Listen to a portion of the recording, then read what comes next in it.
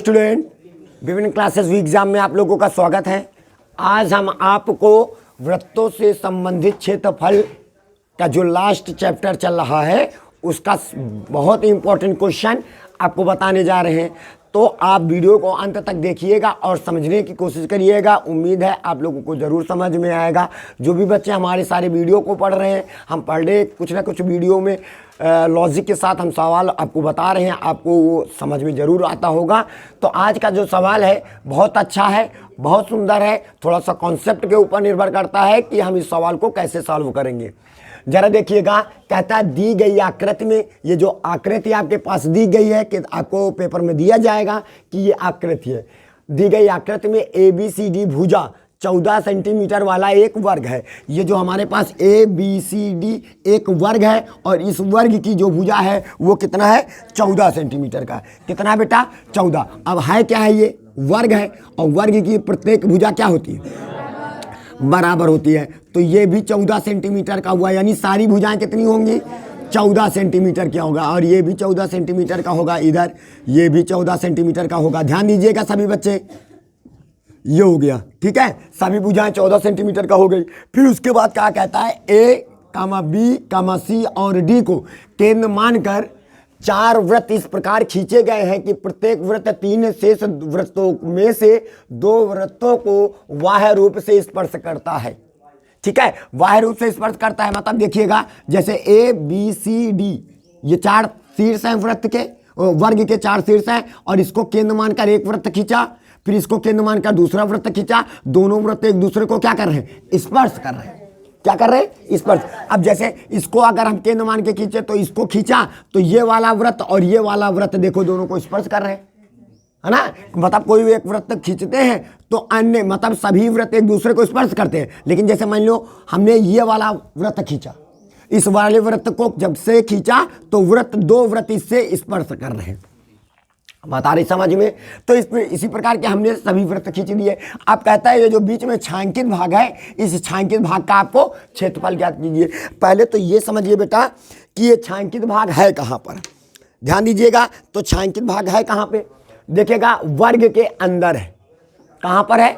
वर्ग के अंदर है। और हम क्या करेंगे? सबसे पहले ओरल में समझेंगे, ओरल में समझेंगे। सबसे पहले हम ABCD का क्षेत्रफल निकालेंगे, यानी वर्ग का क्षेत्रफल निकालेंगे। निकालने के बाद वृत्त के 4 चतुर्थांशों का क्षेत्रफल हम क्या कर देंगे? माइनस कर देंगे। वृत्त के चतुर्थांशों का क्षेत्रफल क्या कर देंगे? माइनस कर देंगे। तो आपको छायांकित भाग का क्षेत्रफल पता चल जाएगा। जरा देखिएगा, इमेजिन करिए, क्योंकि हम क्या करेंगे ये आपको पहले पता होना चाहिए। जैसे हम पहले पूरे वर्ग का क्षेत्रफल निकालेंगे। जरा देखिएगा ये आकृति को, तो कुछ इस प्रकार आएगा। ऐसे इधर से ये आ जाएगा, इधर से ये आ जाएगा और इधर से ये आ जाएगा। दिखाई पड़ा? तो अब ये यानी ये क्या है? वृत्त के चतुर्थांश है। डॉटेड लाइन करके जरा देखिए, डॉटेड लाइन करके ऐसे खींच दिया, फिर डॉटेड लाइन करके ऐसे खींच दिया, फिर डॉटेड लाइन करके ऐसे खींच दिया, फिर डॉटेड लाइन करके ऐसे खींच दिया। देखो हो गया। अगर हम ये है क्या? वृत्त का चतुर्थांश ही तो है ये हिस्सा। तो जितना एक चतुर्थांश का क्षेत्रफल होगा उतना चारों का होगा। हम पूरे वर्ग के क्षेत्रफल में से हम वृत्त के चतुर्थांश को क्या कर देंगे? घटा देंगे। घटा देंगे मतलब हटा देंगे। ये हटा दिया, घटा दिया, बचा लिया क्या? छायांकित भाग का क्षेत्रफल। बात आ रही समझ में? कॉन्सेप्ट लॉजिक समझ में आया? तो वही बात हम करने जा रहे हैं। अब यहाँ पे समझिएगा, देखिएगा क्या करते हैं। चलिए, सबसे पहला काम हम क्या करेंगे? जो हमारे पास दिया गया है, क्या दिया गया है बताइए? हमारे पास सबसे पहले हल करते हैं।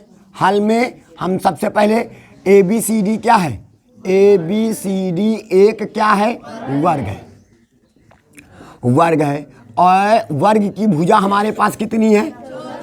वर्ग की जो भुजा है वो हमारे पास है 14 सेंटीमीटर का। कितना बेटा? 14 सेंटीमीटर का। ठीक है, अब ध्यान से देखिएगा। अब हमें चाहिए था वृत्त की त्रिज्या चाहिए था। क्या चाहिए था? वृत्त की त्रिज्या। अब सब पहले तो लिखेंगे वृत्त की त्रिज्या। वृत्त की त्रिज्या, तो वृत्त की त्रिज्या कैसे निकालेंगे? जरा देखिएगा, आपको क्या करना है? ये वर्ग है ना, है ना। देखिएगा ये पूरा वर्ग है और वर्ग की भुजा कितनी है? और ये वृत्त की हमें क्या चाहिए था? ये त्रिज्या है। ये क्या है हमारे पास? त्रिज्या। इमेजिन करिए इस 14 का हम आधा कर देंगे तो वृत्त की त्रिज्या मिल जाएगी। मतलब क्या है कि वर्ग की भुजा जितनी होगी उसका हम बेटा आधा कर देंगे, उसका हम क्या कर देंगे, आधा कर देंगे। अब बताइए वर्ग की भुजा कितनी है, 14 बटे के तो हो जाएगा 2 और ये हो जाएगा सेंटीमीटर, तो काटेंगे कितना आ जाएगा 7। तो वृत्त की त्रिज्या कितनी आ गई, वृत्त की त्रिज्या हमारे पास आ जाएगी बेटा कितना आ जाएगा 7 सेंटीमीटर। पहले बताओ इतनी बात आई समझ में, ठीक है। अब हम क्या निकालेंगे, डायरेक्टली हम छायांकित भाग का क्षेत्रफल निकालने जा रहे हैं। किसका, छायांकित भाग का क्षेत्रफल। चलिए छायांकित भाग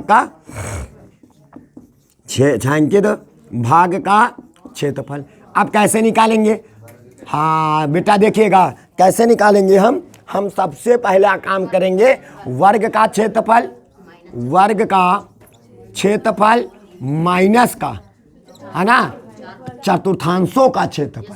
क्या कहोगे, चतुर्थांशों का क्षेत्रफल, चतुर्थांशों का क्षेत्र। कितने चतुर्थांश हैं, गुणे कितना कर दोगे, 4। नहीं समझ में आया, बात आ गई समझ में।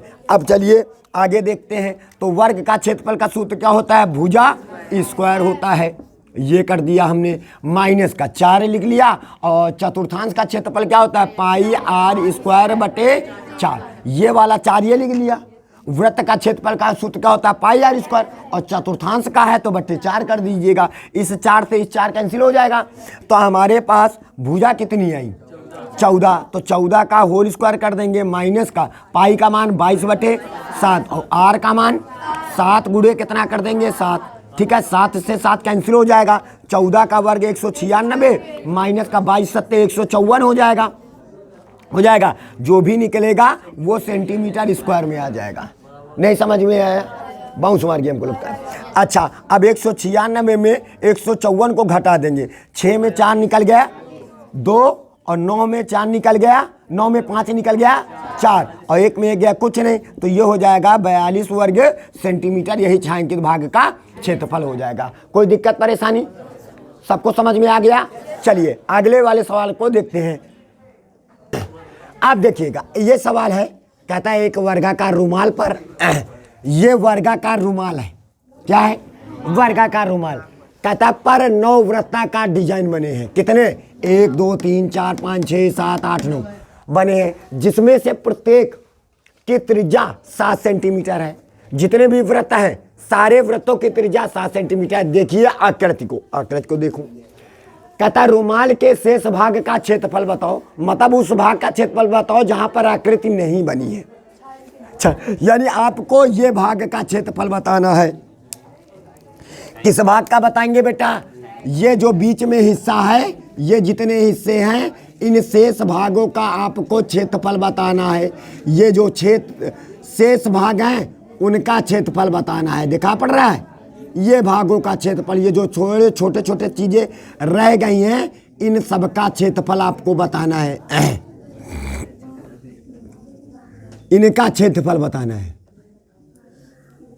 दिखाई पड़ रहा है, ये सभी चीजों का क्षेत्रफल बताना है। ये दिखा पड़ रहा है, इनका क्षेत्रफल आपको बताना है। तो कैसे करोगे आप, पहले वर्ग का क्षेत्रफल में 9 वृत्तों का क्षेत्रफल हम क्या कर देंगे, घटा देंगे, यानी वर्ग का क्षेत्रफल निकालेंगे और वर्ग के क्षेत्रफल में 9 वृत्तों का क्षेत्रफल हम घटा देंगे, तो आपके पास ये जो शेष जो बचा है उस भाग का क्षेत्रफल निकल आएगा। लेकिन सबसे पहली बात है कि हमारे पास क्या क्या दिया गया है। देखिएगा वृत्त की त्रिज्या कितनी दी गई है, वृत्त की जो त्रिज्या है वो कितनी है, 7 सेंटीमीटर का है। कितना है, 7 सेंटीमीटर का है। अब सोचिएगा, अच्छा बताइए वृत्त का व्यास कितना हो जाएगा, वृत्त का व्यास, आज व्यास की जरूरत पड़ गई हमें।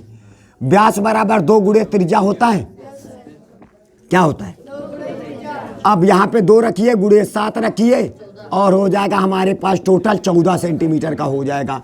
यानी वृत्त का व्यास कितना हो जाएगा, 14 सेंटीमीटर। समझिए यही है ना व्यास, ये देखिएगा व्यास कहाँ से लेकर कहाँ तक है, पहले ये समझिए। आप सोचिए ये यहाँ से लेकर यहाँ तक कितना है, ये टोटल ये व्यास है ना, ये कितना है 14, फिर यहाँ से लेकर के यहाँ तक कितना है और टोटल यहाँ से लेकर कितना हो जाएगा 28, और यहाँ से लेकर यहाँ तक कितना, तो टोटल ये भुजा कितनी आ जाएगी। इसका मतलब वर्ग की भुजा पता चल गई। नहीं समझ में आया, देखिएगा इस वृत्त की भुजा, इस वृत्त का व्यास 14, फिर यहाँ से चले 14, फिर यहाँ से चले 14, 14 14 14 28 14 था, तो यही 42 ही तो वर्ग की भुजा है। नहीं समझ में आया, तो अब यहाँ पे आप लिख सकते हो यानी वर्ग की भुजा, क्योंकि जब तक वर्ग की भुजा नहीं पता चलेगा तब तक सवाल नहीं लगेगा। तो वर्ग की भुजा, वर्ग की भुजा, तो वर्ग की भुजा क्या होता है, क्या वृत्त है, 1 2 3, 3 वृत्त है, 3 वृत्त लिखिए गुणे वृत्त का व्यास, वृत्त का व्यास, ठीक है। तो अब यहाँ पे आ जाइए, तो 3 लिखिए, वृत्त का व्यास कितना है 14 सेंटीमीटर का, तो 14 14 जो 28 14 था 42 सेंटीमीटर हो जाएगा वर्ग का, है ना। और त्रिज्या वृत्त की आपको पता है। अब क्या निकालेंगे, रुमाल में शेष भाग का क्षेत्रफल, रुमाल में छायांकित भाग का क्षेत्रफल, किसका, छायांकित भाग का कह दीजिएगा, रुमाल में छायांकित भाग का क्षेत्रफल, छायांकित भाग का क्षेत्रफल, छायांकित भाग का क्षेत्रफल। अब कैसे निकालोगे, सबसे पहले वर्ग का क्षेत्रफल निकालिए, वर्ग का क्षेत्रफल, पूरे वर्गाकार भाग का क्षेत्रफल निकालेंगे, निकालने के बाद उसमें वृत्तों का क्षेत्रफल घटा देंगे, वृत्तों का क्षेत्रफल, वृत्तों का क्षेत्रफल कितने वृत्त हैं, गुणे का कर दीजिएगा 9। नहीं समझ में आया, बहुत आसान आसान सवाल है, कुछ करना नहीं है आपको। अब चलो ये बताइए, वर्ग का क्षेत्रफल का सूत्र क्या होता है, भुजा स्क्वायर, तो ये हो जाएगा भुजा स्क्वायर माइनस का 9 गुणे वृत्त का क्षेत्रफल का सूत्र होता है पाई आर स्क्वायर, हो गया। भुजा कितनी है 42 का होल स्क्वायर हो जाएगा, माइनस का 9 गुणे पाई का मान 22 बटे आर का मान 14 गुणे 7 गुणे 7 हो गया। अब 42 का वर्ग करिए, कितना आ जाएगा 1764 आ जाएगा, माइनस का 22 7 154, 154 को 9 से गुणा करेंगे तो 9 चौक 36 की 6 हासिल आया 3, और 9 पचे 45, 3 48 की 8 हासिल आया 4, और 9 का नाम 9 4 13, तो हमारे पास 1300 कितना आ जाएगा 86, जो भी आएगा वर्ग सेंटीमीटर में आएगा। इतनी बात आई समझ में।